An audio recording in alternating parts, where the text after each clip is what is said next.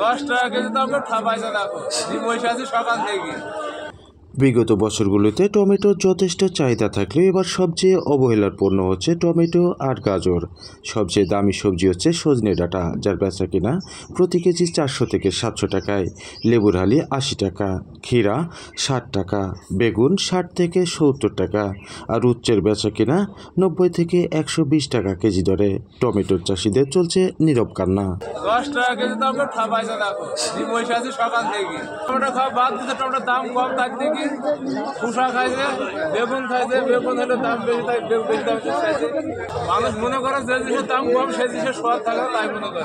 মূল্য যখন 40 টাকা কেজি হয় তখন হলে মূল্য পাস না করে, আর মূল্য যদি 5 টাকা 3 কেজি হয় তখন মূল্য বন্ধ আর খাওয়া যাবে না। ও টমেটো 2 কেজি 10, 2 কেজি 10, 10 খাইছে 2 কেজি 10, 2 কেজি 10, 1 কেজি 10, 1 কেজি 10।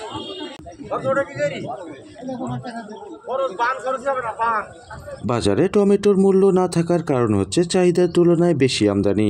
আসুন একই ফসলের আবাদ বেশি বেশি না করে অল্প অল্প করে বিভিন্ন ধরনের সবজির আবাদ করি, অধিক পরিমাণে লাভবান হয়।